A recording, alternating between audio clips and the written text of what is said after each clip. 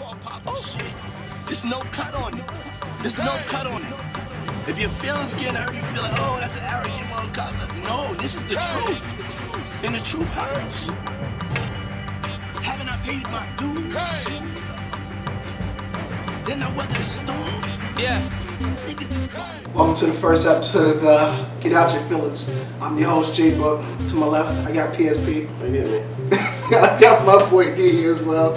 As you guys seen the first cut that we are seen, I will jump into that shortly. I just want to introduce my cast. I have Alyssa as our narrator.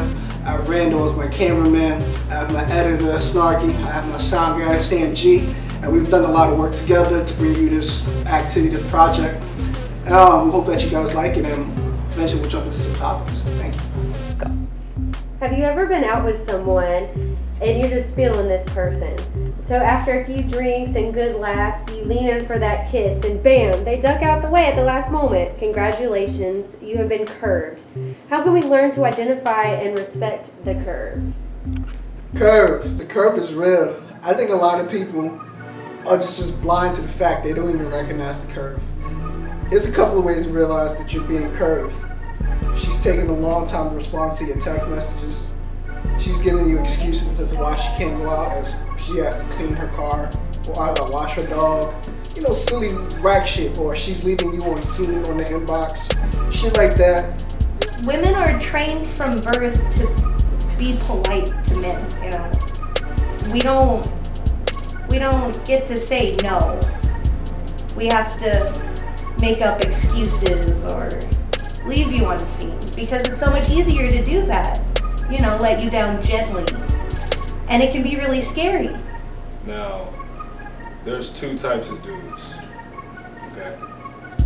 There's a dude who sees a curve and then he'll fall back. Then there's the other dude who sees the curve, but he don't give a fuck. He don't care. He's reckless. He wants to pussy. Just fucking vibes. Don't just be trashed and be like, oh my god, you got a vagina, let's do this. It don't work that way. And no means no. That's important. Yes, it fucking does. Every time I've approached a woman, it has been a very thorough and resounding no.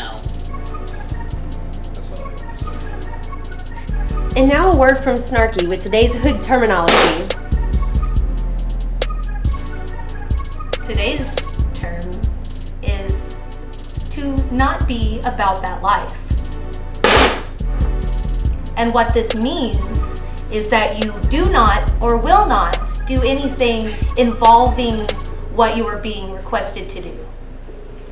To use it as an example, hey fam, could you take me down to the corner store so I could buy some 40s of Old English? Some?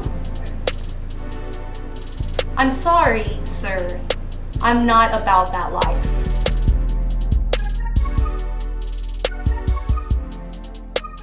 So, I'm sure we've all come across this fleek when scrolling through our social media by now.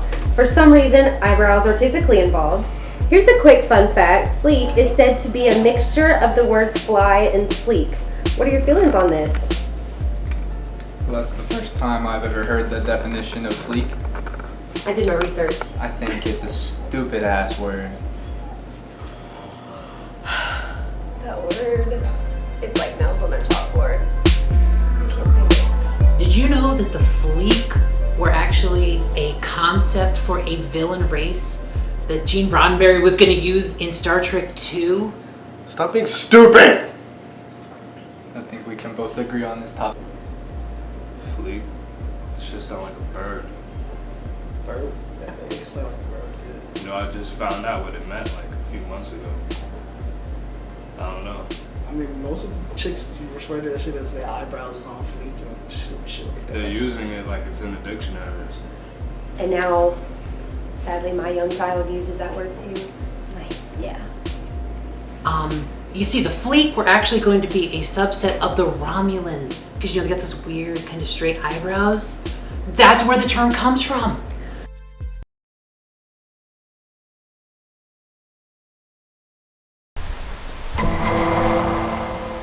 Ma'am, you know I pulled you over? Well, I think it's like really cute and everything, but I already have a man. I mean, it's funny, it's like the third time this has happened to me today. Step out of the car, ma'am. Okay, but first, can we take a selfie? Sure. Okay. Wait. Love it. But first, let me take a selfie. Okay, hold on. Hashtag locked up. Okay. Step out of the car, ma'am. Why? Please step out of the car. That's really not necessary. Ma'am, step out of the car. Come on. Come on. I don't understand. You have 5 seconds to comply.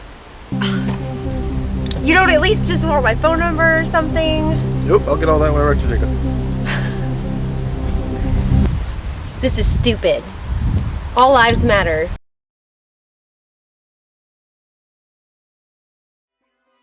We just completed a skit. We're going to entitle it, I Got a Man. So basically the topic of discussion is, when you approach a woman, whether it be a compliment, whether it be an excuse me miss, can I have directions, they automatically default to the, I'm sorry, I got a man. What are your thoughts on that? Why do women do that? I have many thoughts on that.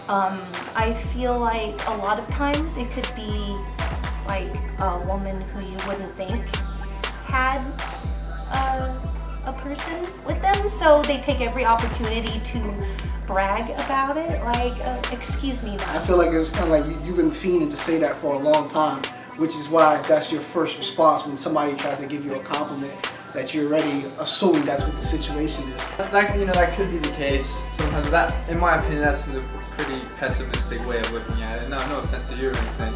I think it's just fucking stupid. Like, straight up, there's no really good thing, anything about just going straight up and being like, oh no, I don't want you in my life. Like, why don't you just be friendly? Just be like, hey, what's up? Have a conversation. First of all, you gotta be a dime to have that type of attitude.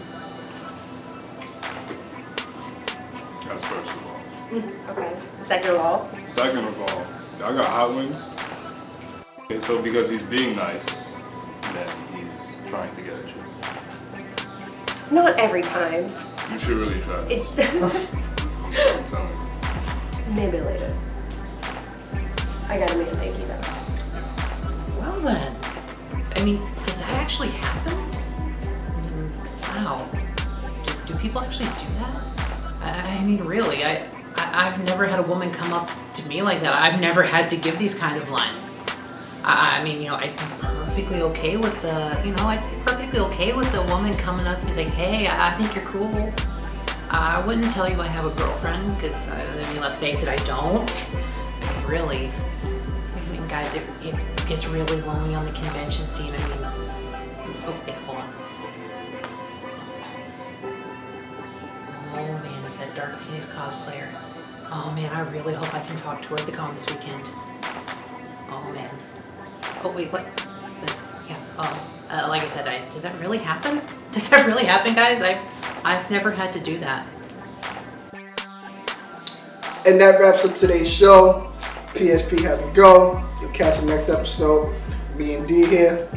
It's the first episode of season 1, and we hope to bang out some more hits based on the general consensus feedback we get back. Get out your feelings.